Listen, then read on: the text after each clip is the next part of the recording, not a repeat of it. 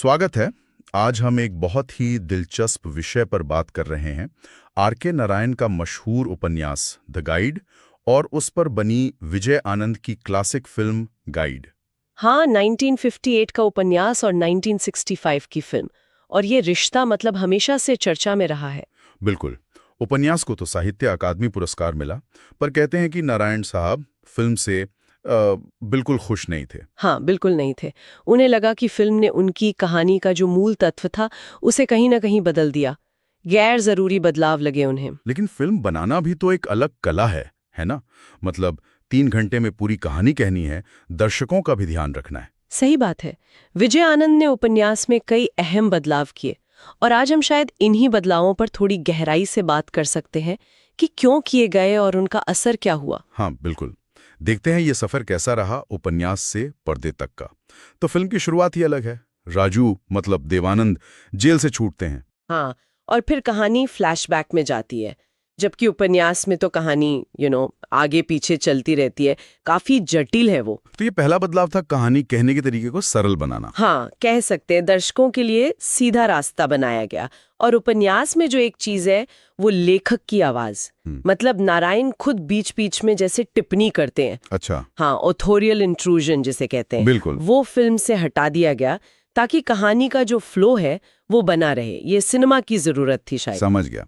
फिर कहानी हमें राजू की गाइड वाली जिंदगी में ले जाती है, जहां उसकी मुलाकात मार्को और रोजी से होती है। वहीदा रहमान ने निभाया है रोजी का किरदार। हाँ, किशोर साऊ मार्को बने हैं और वहीदा जी रोजी।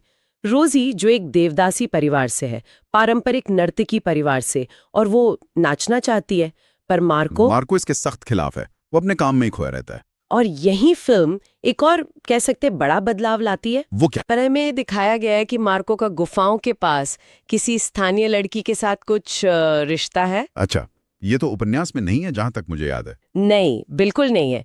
इससे हुआ ये कि मार्को का किरदार और ज्यादा नकारात्मक बन गया। शायद इसीलिए मंझे हुए विलन किशोर साहू को लिया भी गया।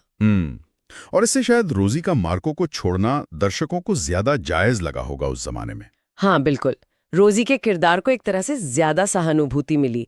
फिर जब वो मार्को से तंग आकर जान देने की कोशिश करती है, तब राजू उसे बचाता है और उसे डांसर बनने के लिए हिम्मत देता है। हाँ, और फिर वो दोनों साथ रहने लगते हैं। समाज, परिवार सब उनके खिलाफ हो जाते हैं। फिर राजू की मदद से रोजी नलिनी नाम से मशहूर डांसर बन जाती है। हाँ, वो कामयाबी का दौर आता है, लेकिन फिर कहानी पलटती है। राजू वो भटक जाता है। हाँ, पैसा, शोहरत, जुआ, शराब, और फिर वो जलन और असुरक्षा में रोजी के जाली दस्तखत कर देता है और जेल पहुंच जाता है।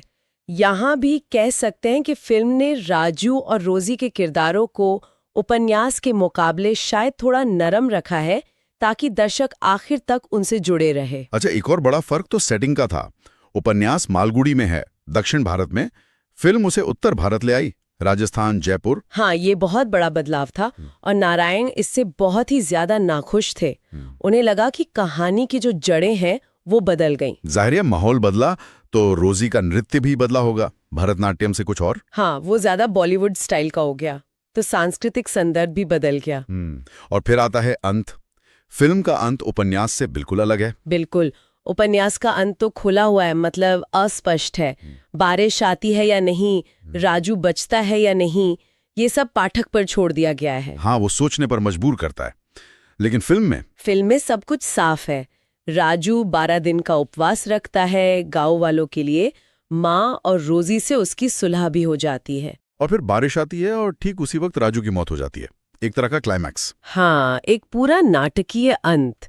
दर्शकों को एक भावनात्मक राहत मिलती है। लेकिन नारायण को ये बहुत ज्यादा फिल्मी लगा। खासकर वो जो मातम वाला सीन जोड़ा गया, वो उन्हें बिल्कुल पसंद नहीं आया। और कुछ हिस्से हटा भी दिए गए, जैसे राजू का बचपन या जेल के अंदर की उसकी जिंदगी। हाँ, कहानी को कसा गया 3 घंटे के फॉर्मेट के लिए। इन सब बदलावों के बावजूद, या शायद इन्हीं की वजह से, फिल्म अपने समय के हिसाब से बहुत साहसी मानी गई। हाँ, विवाहेतर संबंध दिखाना, हीरो हीरोइन के चरित्र में ग्रे शेड्स दिखाना, ये 1965 के लिए बड़ी बात थी। बिल्कुल। और नतीजा ये हुआ कि फिल्म जबरदस्त हिट हुई। अरे जबरदस्त! और एस.डी. बर्मन का संगीत, शैलेंद्र की गीत, आज फिर जीने की तमन्ना है, गाता रहे मेरा दिल, आज तक लोग गुनगुनाते हैं। अमर हो गए वो गाने। और संवाद भी बहुत मशहूर हुए। इसे अवार्ड्स भी खूब मिले, नेशनल अवार्ड, कई फिल्म फेयर।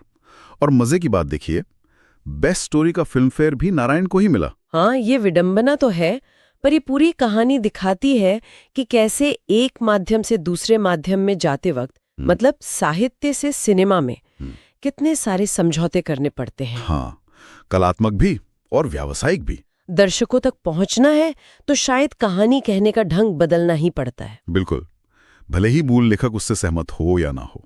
तो ये थी गाइड की कहानी।